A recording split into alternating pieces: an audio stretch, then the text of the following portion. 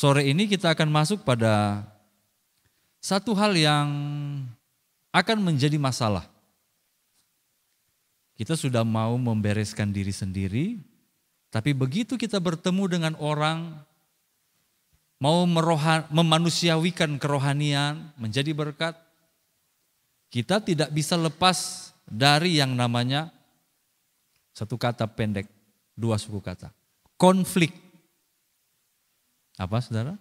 Konflik. Apa itu konflik? Konflik adalah pertentangan antara dua atau lebih orang. Jangankan ketemu dengan orang lain, dengan diri sendiri saja banyak sekali terjadi konflik di pikiran, di perasaan. Aduh kemana, aduh begini yang betul kok. Apalagi sudah bertemu dengan orang lain. Potensi terjadinya konflik sangat besar. Mungkin saya akan membagikan materi ini 15-20 menit. Kalau Bapak Ibu di akhir PA ini mau bertanya, saya beri kesempatan.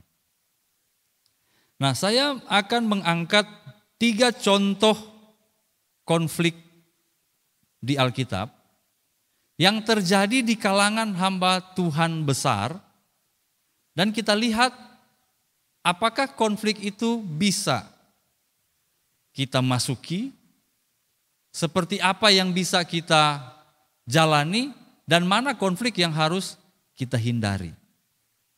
Atau minimal ada konflik yang sifatnya penting, lalu ada konflik yang sifatnya kesbiarsa daripada panjang urusan. Nah, di kesempatan ini 3 saja, ada banyak tentu di Alkitab, saya ambil 3 saja. Mari kita buka yang pertama, Galatia pasal 2 ayat 11. Kan kita sudah mengurus ego, selesai dengan diri sendiri. Oh, berarti mungkin kita tidak boleh ada konflik lagi, kita harus sabar terus. Tidak boleh marah lagi, tidak boleh bertentangan dengan sesama. Oh, enggak begitu, karena waktu kita baca Galatia pasal 2 ayat 11, kita akan lihat konflik yang terjadi di antara 2 rasul besar. Sama-sama kita baca ayat 11. Galatia 2 ayat 11. 1, 2, 3. Tetapi waktu Kefas datang ke Antiokhia, aku berterus terang menentangnya, sebab ia salah. Ini konflik terbuka. Ini bukan teguran di belakang. Kalau lihat ada orang salah, selalu diajar untuk jangan omong di depan-depan, nanti dia marah atau nanti dia tersinggung. Nanti pakai ayat, ada ayat bilang kalau ada masalah di jemaat maka bicarakan 4 mata dulu. 4 mata dia tidak bertobat, pakai saksi tidak bertobat, baru ke seluruh jemaat. Itu mekanisme yang baik sekali. Tapi kita temukan di Galatia pasal 2 ayat 11, waktu Kefas datang ke Antiokhia, Kefas ini Petrus, aku berterang-terang, bukan berterus terang, saya salah baca tadi. Berterang-terang, artinya penentangan Paulus kepada Kefas tidak sembunyi-sembunyi, tidak WA, langsung to the point, di terang-terang. Berarti ketong boleh konflik terang-terang. Ada syaratnya. Kita bisa ada gesekan dengan orang, ada konflik, entah dengan di rumah tangga atau dengan sesama jemaat, dengan hamba Tuhan siapapun. Tapi ada syaratnya. Ayat 11, bagian terakhir, sebab ia salah. Dan kesalahan yang dilakukan oleh orang yang sangat termulia, terpuji. Rasul Petrus. Wih, ini bukan orang sembarang.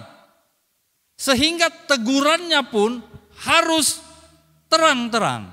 Supaya orang yang lain bisa melihat. Sehingga tidak mengikuti teladan Petrus. Apa sih yang dilakukan oleh Petrus? Memangnya dia salah sefatal apa? Ayat 12. Saya baca ya.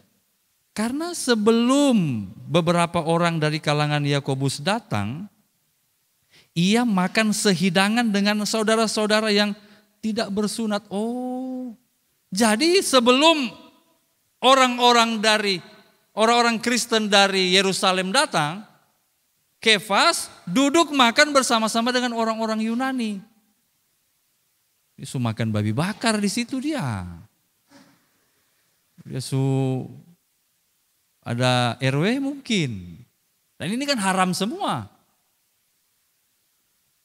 Tetapi setelah mereka datang, ia mengundurkan diri dan menjauhi mereka karena takut akan saudara-saudara yang bersunat. Lalu Paulus memberikan satu kesimpulan ayat 13. Dan orang-orang Yahudi yang lain pun turut berlaku munafik dengan dia, sehingga Barnabas sendiri turut terseret oleh kemunafikan mereka. Saya aplikasikan dalam kehidupan kita sehari-hari. Saya dan saudara harus punya rohani yang manusiawi, yang menjadi berkat bagi orang lain. Kerohanian kita terbukti dengan adanya hidup bersama yang indah. Satu pikiran, satu tujuan, satu iman. Berdamai satu dengan yang lain. Yang setuju bilang amin.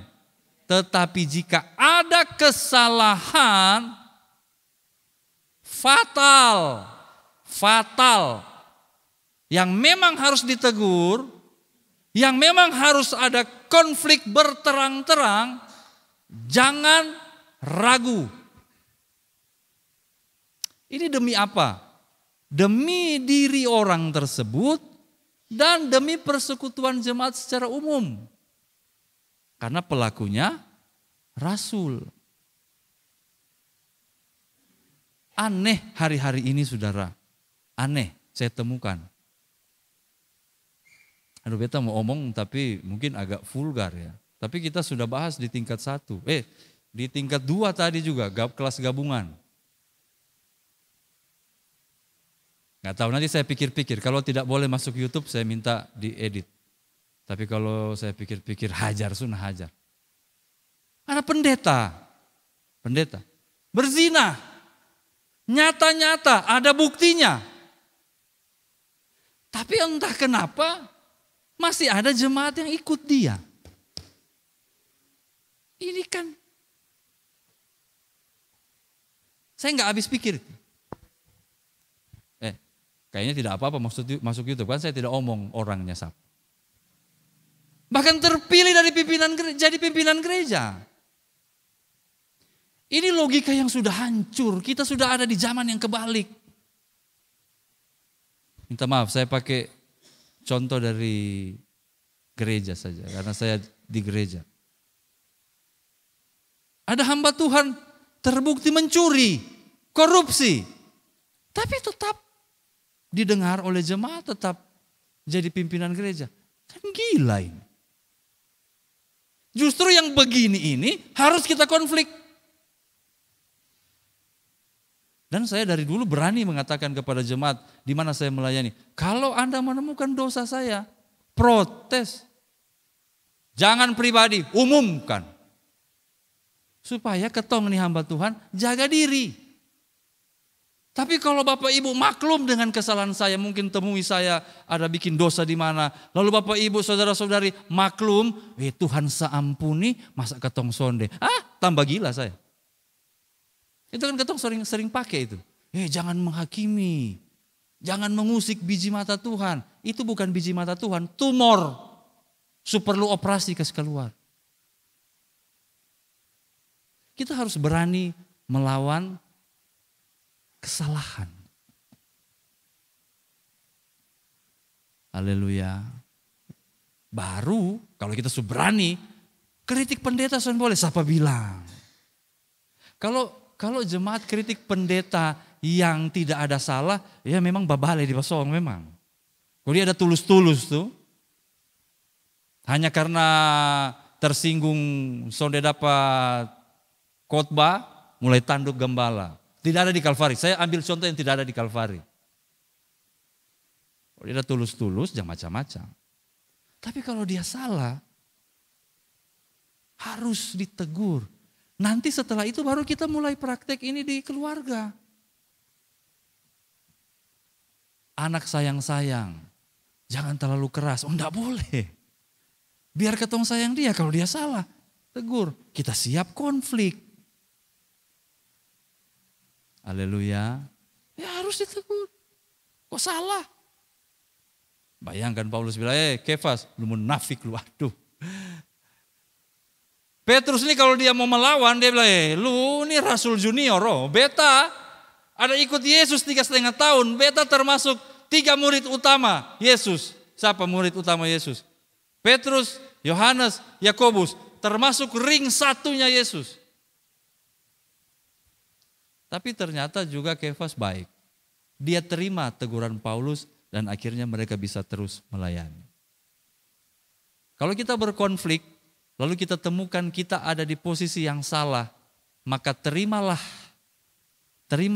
teguran itu, terimalah konflik itu sebagai batu loncatan untuk kita berubah jadi lebih baik di masa yang akan datang.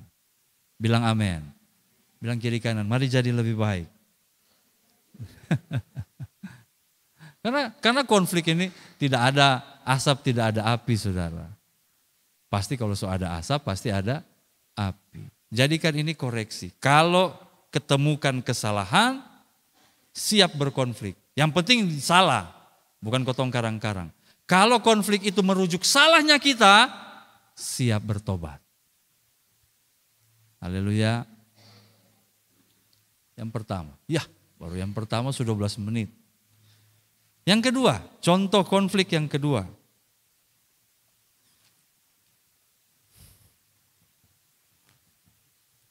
Ini Paulus lagi, ini Paulus ini banyak konflik deh. Kayaknya tiga-tiganya Paulus deh. Oh, yang satu antar jemaat. Kisah Para Rasul pasal 15. Kisah Rasul pasal 15. Ayat 35, Lembaga Alkitab Indonesia kasih judul Perselisihan antara Paulus dan Barnabas. Dong dua ini duet rasul dan penginjil yang kompak. Dua orang berhasil membuka sidang di Asia Kecil. Mereka berjalan sekian ribu kilometer memberitakan Injil. Sampai belum ada jalur udara waktu itu. Jalur laut, jalur darat, dong masuk. Mujizat terjadi di mana-mana ketika dua orang ini bersama-sama melayani. Tapi akhirnya ada masalah di ayat 37. Barnabas karena mereka mau jalan lagi, Barnabas ingin membawa juga Yohanes yang disebut Markus. Nah, ayat 38. Paulus dengan tegas berkata, tidak baik membawa serta orang yang telah meninggalkan mereka di Pamfilia dan tidak mau turut bekerja bersama-sama dengan mereka. Jadi si Markus ini ponaannya Barnabas, nepotisme sedikit. Dong perjalanan pertama, Markus ikut dengan dua senior. Tapi karena Markus masih sangat muda waktu itu, di tengah jalan dia ingat mama. Karena di perjalanan susah. Mangkali tinggal tidur di emper sana atau baalas tikar, dia ingat mama. Aduh mama, pulang Zako, pulang. Ketika perjalanan berikutnya, Barnabas karena dia sayang di pemponaan, dia masih mau ajak. Paulus bilang no, enak aja. Ini orang waktu lalu bikin repot ketong. Tidak, jangan ajak dia. Ayat 39. Hal itu menimbulkan perselisihan yang tajam sehingga mereka berpisah dan Barnabas membawa Markus juga sertanya berlayar ke Siprus. Oke, ada perbedaan. Kalau konflik yang pertama tadi adalah konflik menentang kesalahan. Menentang kesalahan. Ada salah di pihak Kefas. Tapi di konflik yang kedua ini tidak ada kesalahan prinsip.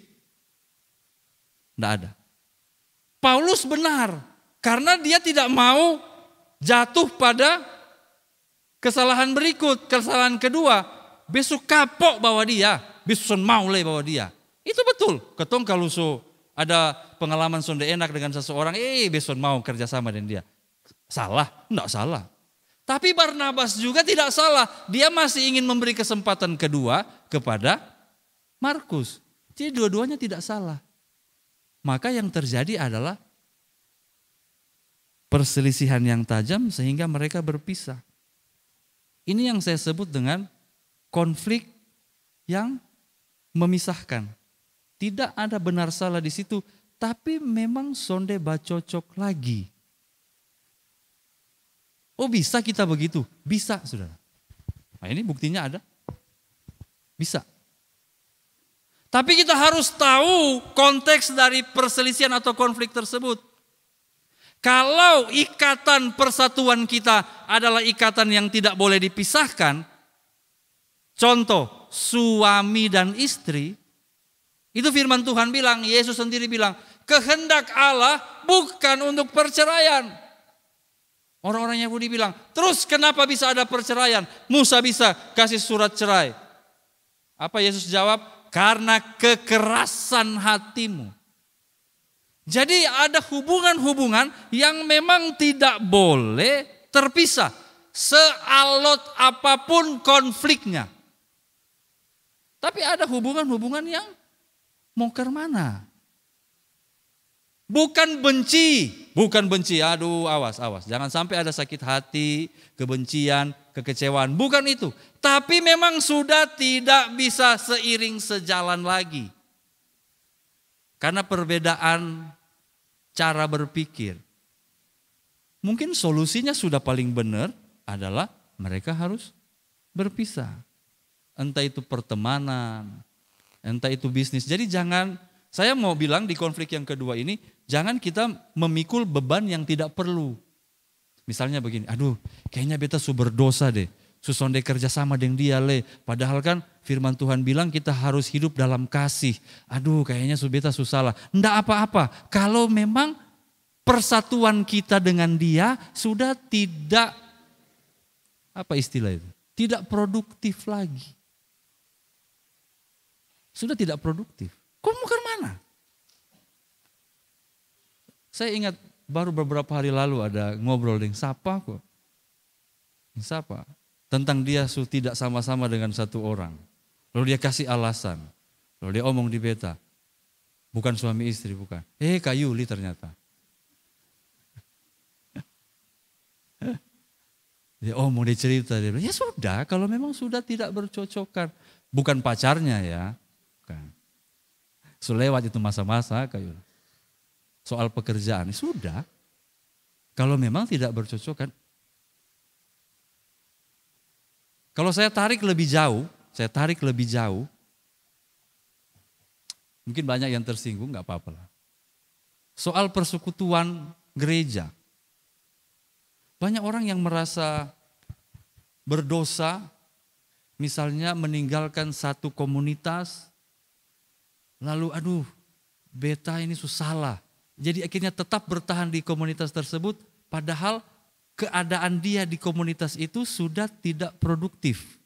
Tidak mau keluar atau berpindah komunitas untuk kehidupan iman yang lebih baik hanya karena alasan nanti dong pikir apa.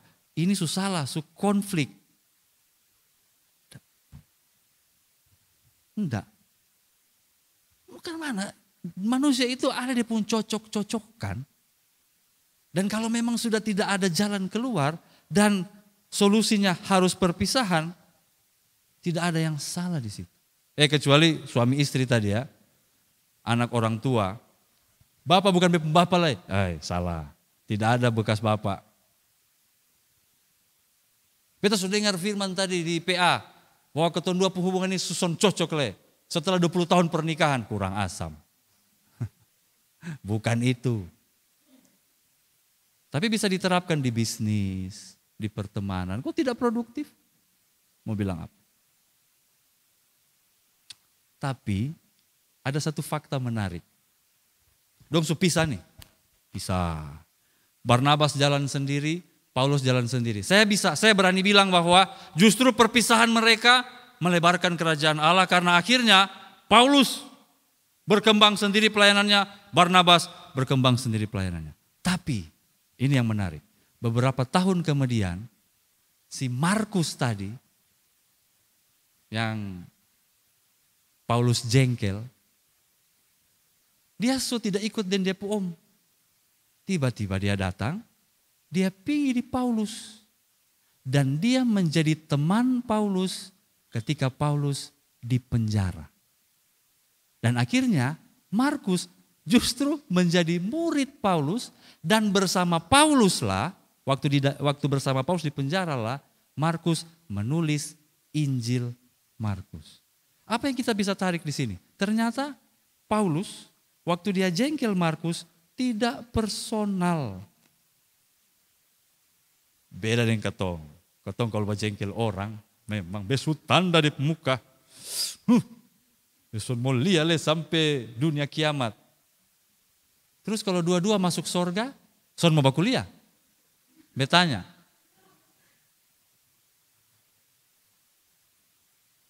Di sejarah sekolah Alkitab ada yang bakalai, siswi lah, bukan siswa. Bukan dong, bukan dua yang di depan, yang di belakang. Waktu beta kasih damai, beta sonde kasih damai, cuma dengar cerita. Cuma di beta otak, bosan dua ini kalau jadi hamba Tuhan sama-sama baru jadi gembala, pertemuan wilayah mau ke mana ayo. Dia yang itu ibe puramu, dia yang cubit beta bakalai. Son sampai situ saudara, bercanda saya itu. Sonde sampai, lebih sadis dari itu. Ternyata konflik ini terjadi tanpa dosa, tanpa sakit hati personal, tanpa kebencian. Murni karena Paulus sonde suka, lu pun cara. Jadi lu jangan ikut beta, jangan ikut ketong. Titik, caramu. Tapi setelah Markus bertobat, dia terima. Itu cara berkonflik yang benar. Karena memang kita tidak bisa menghindari konflik, pasti ada. Dua contoh. Contoh pertama, kesalahan. Marah, tegur. Selesaikan konflik di situ. Yang kedua, ketidakcocokan. Boleh kita berpisah, tapi jangan libatkan perasaan pribadi, personal. Jangan benci. Tapi karena memang perbedaan gaya saja. Ya sudah. Buktinya ketika Markus berubah, dia menjadi murid Paulus. Haleluya. Yang ketiga, ya tidak ada ruang bertanya ini semua habis waktu. Terakhir, banyak sekali contoh sih tapi saya kasih 3. Roma 14. Roma pasal 14. Bapak Ibu bisa baca di rumah ayat 1 sampai 23. Tapi saya kasih dia punya kesimpulan-kesimpulan saja. Terjadi masalah, konflik di dalam jemaat, antar jemaat. Jemaat Roma, bakalai. Puji Tuhan di Kalvari ada. Di sana banyak. Bakalai antar jemaat.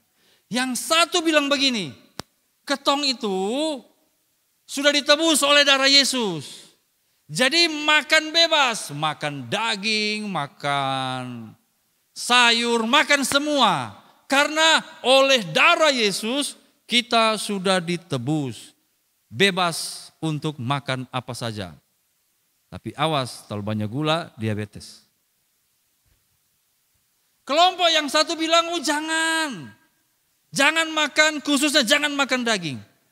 Karena semua daging di pasar, sebelum mereka sembeli ini sapi, babi, segala macam, itu sudah dipersembahkan kepada berhala. Jangan.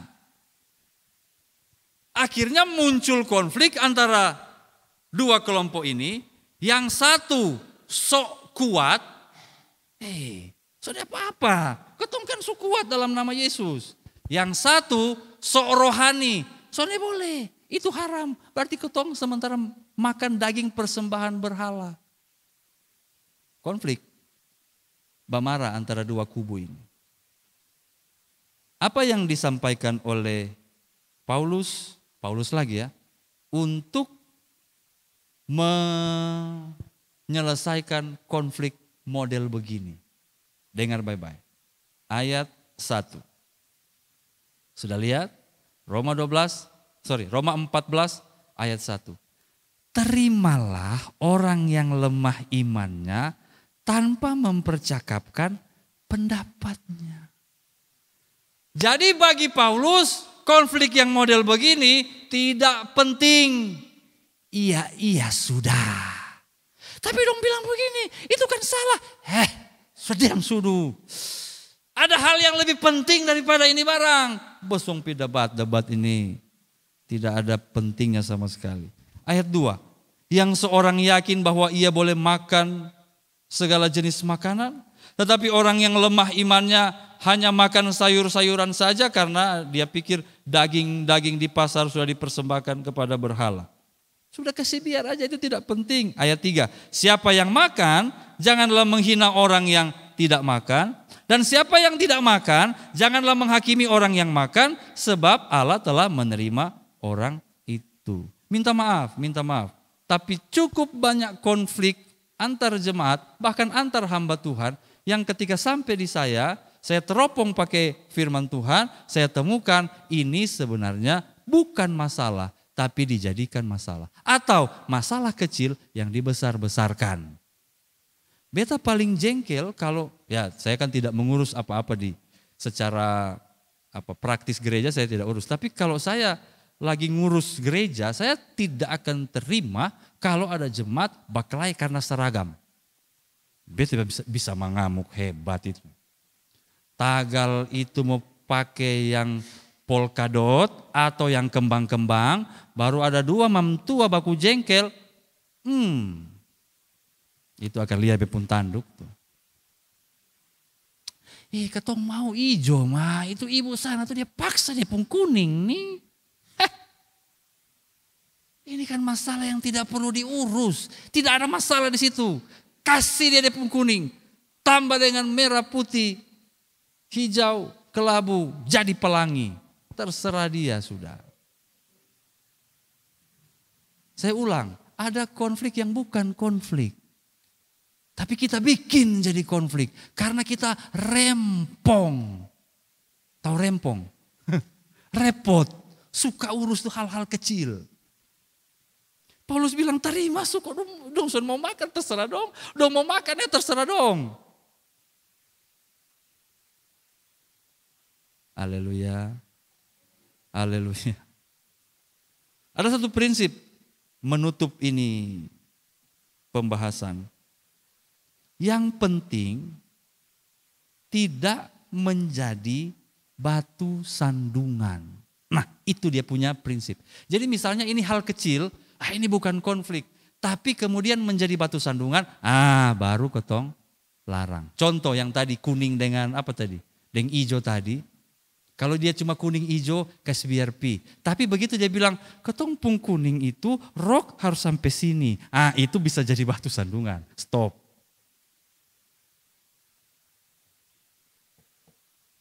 Atau harus hijau kemeja ini. Harus yang ini bagus sekali. Dia punya harga 7,5 juta.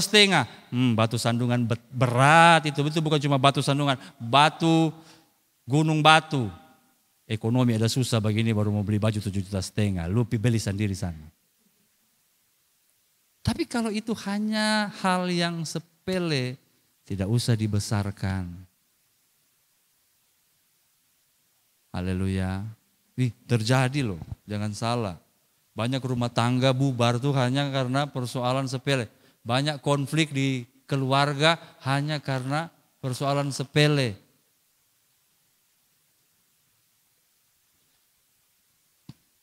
Carewet itu termasuk apa? Sepele atau prinsip? Carewet. Tahan di rumah kami pemertua carewet. Persoalan esensial atau dengar bapak. Pergi di sports station di mall, ada tempat jual kacamata renang. Jangan beli dia pun kacamata renang. Beli dia pun penyumbat telinga. Ada karet, itu dijamin. Waktu masuk begini, air saja tidak masuk waktu renang, apalagi suara. Jadi kalau istri atau mertua atau cerewet, beli itu, taruh, waktu dia sementara cuap-cuap, ketong tetap kerja sambil menyanyi. Damai yang dia berikan. Tapi sambil lirik, kalau dia sudah capek dia mulut, baru buka. Dia seolah-olah, lu sudah kan tuh beta omong?